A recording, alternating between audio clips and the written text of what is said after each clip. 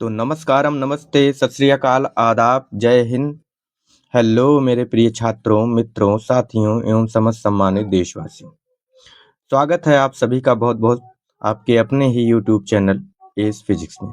Welcome to S physics. तो चलिए बिना विलंब करते हैं प्रारंभ। हम लोग बात कर रहे थे line spectrum of hydrogen atom की। तो line spectrum of hydrogen atom में हम लोगों ने देख लिया था कि बेसिक फार्मूला जो स्पेक्ट्रम के लिए आता है वो एनर्जी के फार्मूले से आता है और जिसे हम वेव नंबर के टर्म्स में यहाँ पे लिखते हैं। ठीक है, और उसके बाद इसके आधार पे हम लोग देख सकते हैं कि यह है लाइमन सीरीज। पहली सीरीज जो मिलती है हाइड्रोजन एटम में, लाइमन सीरीज, इसके बारे में हम लोग पहले वाले लेक्चर में बात कर चुके हैं। आप जो है इस चैनल की प्लेलिस्ट में जाके ये वीडियोस देख सकते हैं। हम लोग आगे बात कर चुके हैं बामर सीरीज की भी। इसके अलावा उसके बाद के लेक्चर्स में हम ब्रैकेट और फुंड सीरीज की भी बात कर चुके हैं। ठीक है, चलिए तो इस लेक्चर में हम लोग जानेंगे कि हाइड्रोजन एटम का जो स्पेक्ट्रा होता है उसका डायग्राम, और साथ ही साथ हम लोग जानेंगे हाइड्रोजन एटम के क्या कहते हैं, एब्जॉर्प्शन स्पेक्ट्रा के बारे में। ठीक है, एब्जॉर्प्शन स्पेक्ट्रा के बारे में। तो यहाँ पे देखिए, ये हो गया आपका हाइड्रोजन एटम का इमिशन स्पेक्ट्रा। तो यहाँ पे देखिए, ये हो गई पहली हमारी जो सीरीज हो गई, ये हो गई लाइमन सीरीज। लाइमन सीरीज में आप देख रहे हैं ये है लाइमन सीरीज। एक मिनट, ये लाइमन सीरीज की लाइंस है। पहली ये मैक्सिमम वेवलेंथ हो गई, ये सेकंड वेवलेंथ, ये थर्ड वेवलेंथ, ये फोर्थ वेवलेंथ, इसी तरह से करते करते ये लास्ट वेवलेंथ जिसे हम सीरीज लिमिट भी कहते हैं, ये मैक्सिमम वेवलेंथ होती है लाइमन सीरीज की। ठीक है, इसी तरह से आप यहाँ पे देख रहे हैं यानी इक्वल टू 1 है, यानी इक्वल टू 2 है, यानी इक्वल टू 3 है, यानी इक्वल टू 4 है, यानी इक्वल टू 5 है, 6 है। आप देख रहे हैं कि जो ये गैपिंग है जो है डिफरेंट लेवल्स के बीच में, वो लगातार कम होती जा रही है। क्यों?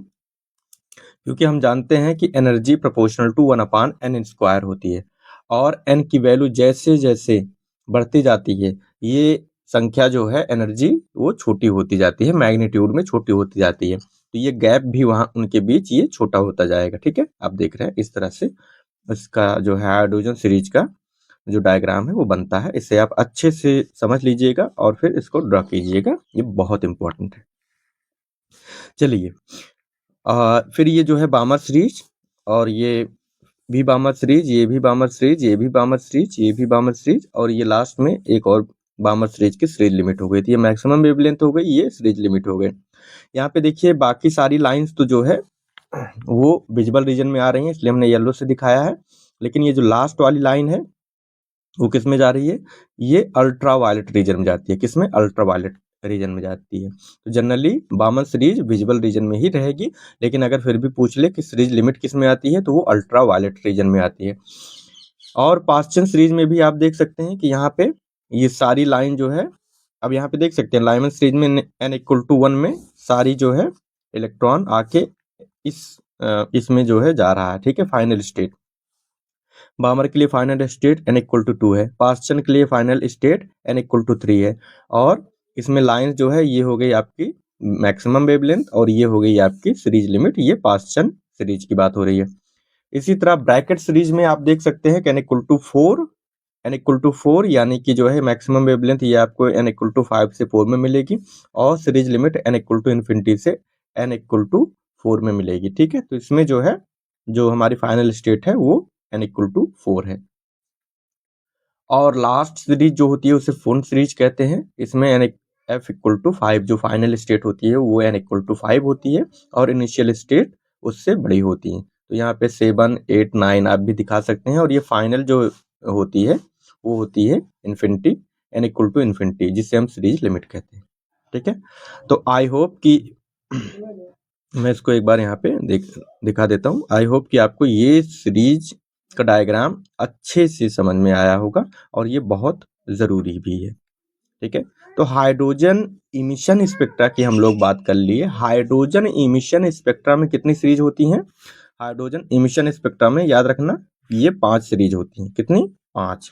ठीक है, तो इसको जो है आप ध्यान रखिएगा। चलिए, तो अब बात करते हैं हाइड्रोजन एब्जॉर्प्शन स्पेक्ट्रा की। किसकी? हाइड्रोजन एब्जॉर्प्शन स्पेक्ट्रा की। देखो, हाइड्रोजन एब्जॉर्प्शन स्पेक्ट्रा में बहुत कुछ याद नहीं करना है, ठीक है।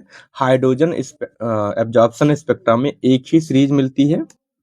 क्या मिलती है? जिसे हम कहते हैं लाइमन सीरीज। एक ही सीरीज मिलती है जिसे हम कहते हैं लाइमन सीरीज। एब्जॉर्प्शन स्पेक्ट्रा में जो अर्थ पे होता है, जितने भी हाइड्रोजन है, उसमें सिर्फ लाइमन सीरीज मिलेगी। अच्छा, इसका कारण क्या है? कारण ये है कि एब्जॉर्प्शन का मतलब एक स्टेट से एब्जॉर्ब करेगा और ये किसी हायर स्टेट में, मतलब लोअर स्टेट से फोटोन एब्जॉर्ब करेगा हाइड्रोजन एटम, और वो किसी हायर स्टेट में जाएगा। तो in general hydrogen atom, hydrogen के जो सारे एटम्स होते हैं वो किस में रहते हैं? ग्राउंड स्टेट में। किस में रहते हैं? ग्राउंड। इन जनरल किस में रहते हैं? ग्राउंड स्टेट में। तो ग्राउंड स्टेट में होने की वजह से ज्यादा से ज्यादा वो कहाँ जाएंगे? भाई सब ग्राउंड स्टेट में है, और हम जानते हैं कि ग्राउंड स्टेट की जो स्टेट होती है वो लाइमन सीरीज से बिलोंग करती है, ठीक है। तो सारे जो है ग्राउंड स्टेट से उठ के और कहाँ जाएंगे? नेक्स्ट हायर या उससे भी हायर स्टेट्स में। तो हायर स्टेट में जाएंगे, लेकिन जा तो रहे हैं ग्राउंड स्टेट से, और ग्राउंड स्टेट किसकी होती है? लाइमन सीरीज की, ठीक है। यानी इक्वल किसके लिए है? वो लाइमन सीरीज के लिए, चाहे वहां से जाए कोई, चाहे वहां से आए, ठीक है। एटम वहां से एक्साइटेड स्टेट में जाए या एक्साइटेड स्टेट से ग्राउंड स्टेट या इक्वल टू वन स्टेट में आए, इन सब के बीच आपको जो सीरीज मिलेगी वो हाइड्रोजन एटम की सीरीज ही मिलेगी, मतलब लाइमन सीरीज ही मिलेगी, सॉरी, हाइड्रोजन एटम की लाइमन सीरीज ही मिलेगी। अब लाइमन सीरीज में आपने देख लिया एब्जॉर्प्शन स्पेक्ट्रा में कितनी पाई जाती हैं? 1। और इमिशन स्पेक्ट्रा में कितनी सीरीज होती हैं? 5, ठीक है। लाइमन, बामर, पास्चन, ब्रैकेट, फुन, ये 5 जो है इमिशन स्पेक्ट्रा में मिलेंगी, लेकिन एब्जॉर्प्शन में केवल एक मिलेगी, ठीक है। और इसका डायग्राम आप यहाँ पे देख सकते हैं, ठीक है। इसका डायग्राम आप यहाँ पे देख सकते हैं, ये रहा जो है। तो यहाँ पे देख रहे हैं हाइड्रोजन एब्जॉर्प्शन स्पेक्ट्रम में, आप ये देख लीजिए, यहाँ n इक्वल टू 1 से n इक्वल टू 2, 3, 4 सब में कहीं पर भी, यहाँ तक कि इन्फिनिटी तक जो है एटम एक्साइटेड स्टेट में जा सकता है।